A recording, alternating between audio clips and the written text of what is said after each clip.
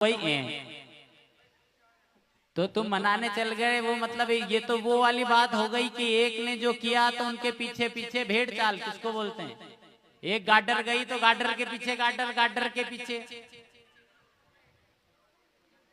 ये ढोल ग्यारस तो हम गांव में बोलते हैं, वैसे शास्त्र निमित्त इसका नाम है झूलनी ग्यारस। आज के दिन क्या हुआ था कि नंद बाबा के यहाँ बधाई चल रही थी, सारे गोप ग्वाले कन्हैया को झूला झूलाने जा रहे थे। अब हम यहाँ बैठे गांव में बैठे ना, आप बोलो कि वहां ब्रजमंडल में जाओ ने कान्हा को झूला झूला के आ जाओ, तो बोलो आप सब लोग जा पाओगे? बोलो तो सही जम के, अब तो बोलो नहीं जा पाओगे। इसलिए कन्हैया ने कहा था क्या कि आप चिंता मत करना, जो भगत मुझे भाव से बुलाएगा तो झूला लगाने मुझे यहाँ नहीं आना पड़ेगा, मैं स्वयं आपके पास झूले में झूलने आऊंगा। अब तो बजाओ ताली, बोलो कृष्ण कन्हैया लाल की जय। तो तब से झूला झूलनी ग्यारस इसलिए निकालते, गांव में पूरे गांव में करते ना भ्रमण, कि भगवान की दृष्टि पूरे गांव में जितने भी घर हैं सभी घर के ऊपर उनकी दृष्टि पड़े। और जिस प्रकार भगवान ने किसका किसका वध किया था अभी, कि महाराज आप जो तुम आज कथा की रहा था नहीं, वह तो हमारे समझ में बिल्कुल नहीं आई रही। क्यों? क्योंकि आज कथा थी, कथा में व्यथा 1% भी नहीं थी। और हमारे जो सुननी है वह कथा नहीं सुननी, हमारे तो घर घर की व्यथा सुनाओ तो बड़ा आनंद आएगा। और घर जाने कहांगा वाह अपना यहाँ कभी महाराज अब 1 नंबर कथा करते सीखी गया है। और जो कथा कराना तो आज कहीं महाराज ने कथा की, आई नींद आए नहीं उबासी चढ़े। आपको बताया है कि आपके हृदय के अंदर भक्ति जैसे ही जगेगी, सबसे पहले भगवान की पहली माया कौन? निंद्रा रानी सताने लगेगी। फिर दूसरे नंबर पे मुंह फटने लगेगा। क्यों? क्योंकि हमारे जो पाप कृत्य हैं, मान लो आपको भी कोई झापट मारे, डंडे से मारे, तो क्या करोगे आप? वो डंडा जिधर आएगा उधर हाथ करोगे, पीठ पे आएगा तो पीठ पे हाथ करोगे।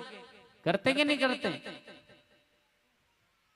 बच्चे को मारोगे आप तो जिधर से आपकी झापट टुकी कैसे उसका हाथ। तो आपके अंदर जो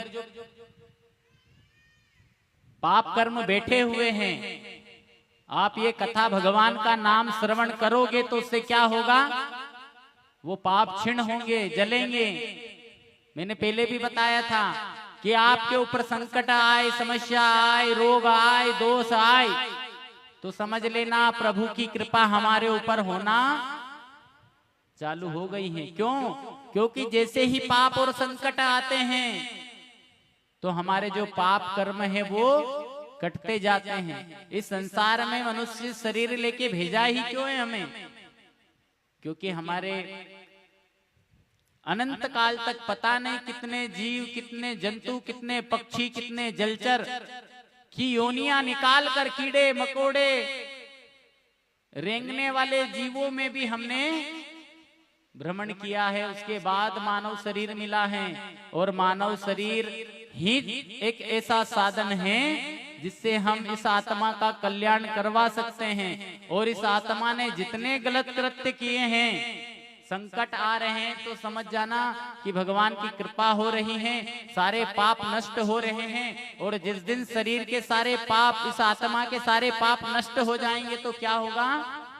तो बोले भगवान की प्राप्ति हो जाएगी। और भगवान की यदि प्राप्ति आत्मा ने कर ली तो ये जन्म जन्मांतर के मरण जीवन से मुक्ति मिल जाएगी। तो आज के दिन भगवान, पहले बड़ा उत्साह, बड़ा भाव रहता था। चाहे पहले के समय में पैसे कम थे, साधन कम थी, व्यवस्थाएं कम थी, पर भाव जो थे वो सबसे ज्यादा था।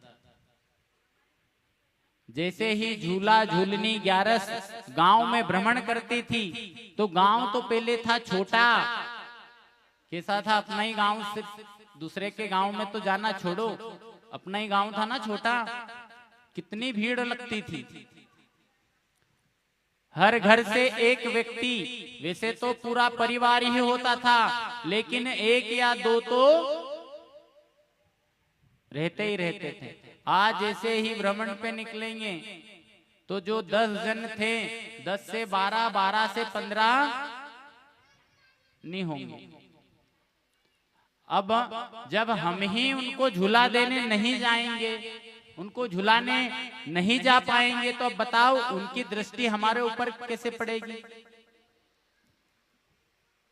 पूतना के ऊपर जो भगवान ने दृष्टि आंखें बंद कर ली थी कि नहीं, भी मैंने बताया ना, पूतना जैसे आई भगवान ने नजर बंद कर ली। तो एक कारण तो मैंने आपको बता दिया था कि मायापति है भगवान कृष्ण, तो उन गोपियों की रक्षा के लिए भगवान ने आंखें बंद कर ली, क्योंकि उसका शैतानी रूप जैसे ही सब गोपियां देख लेती तो भगदड़ मच जाती।